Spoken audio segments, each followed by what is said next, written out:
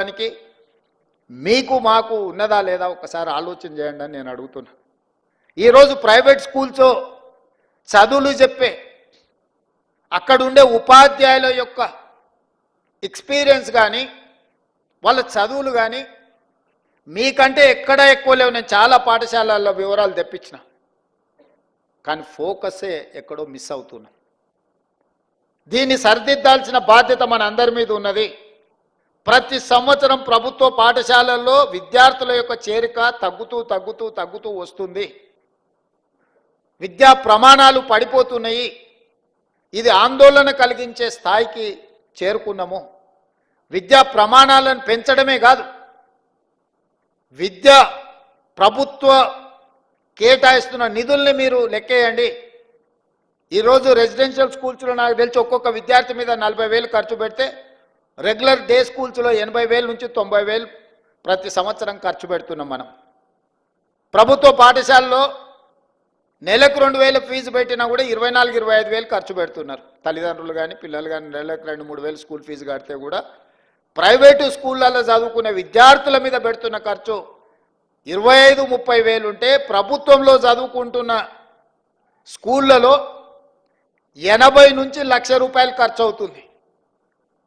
80,000 నుంచి ₹1,00,000 వరకు ఖర్చు అవుతున్న దాంట్లో ప్రధానమైన ఖర్చు అధ్యాపకుల యొక్క జీతభత్యాలు.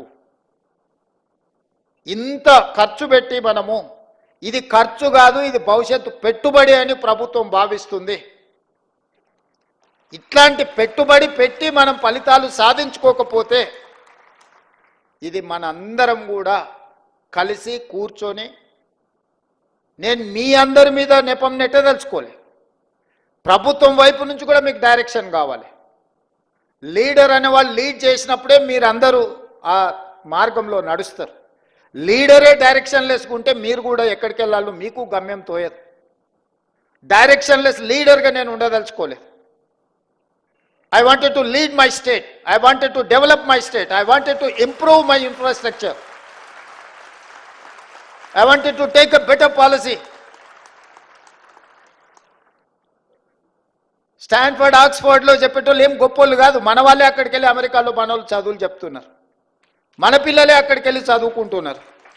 మీ దగ్గర నేర్చుకున్న వాళ్ళే చదువుకుంటారు. మేమందరం కూడా గవర్నమెంట్ స్కూళ్ళలోనే చదువుకున్నా. తెలిసి కేశవరావు గారైనా, నేనైనా, పొన్నం ప్రభాకర్ గారైనా, నాకు తెలిసి శాంతకుమారి గారైనా, అప్పట్లో ప్రైవేట్ స్కూల్స్ కూడా లేకపోయిండొచ్చు, ఐఏఎస్లు అయినా చాలామంది కూడా గవర్నమెంట్ స్కూళ్ళలోనే చదువుకొని వచ్చినాం.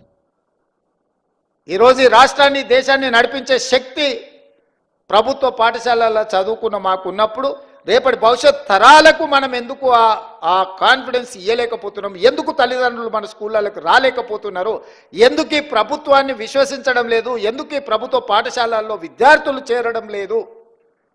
ఈ మూలాలను మనం చర్చించుకోవాల్సిన అవసరం ఉంది. మూలాల మీద పరిశోధన చేసుకోవాల్సిన అవసరం ఉంది. పరిశోధన చేయడం ద్వారా వాటిని సరిదిద్దుకోవాల్సిన బాధ్యత మన అందరి మీద ఉన్నది. మనందరం కలిసికట్టుగా నడుం బిగిస్తే ఇదేం పెద్ద సమస్య కాదు. ఈరోజు young India integrated residential schools, గతంలో SC, ST, BC మైనారిటీ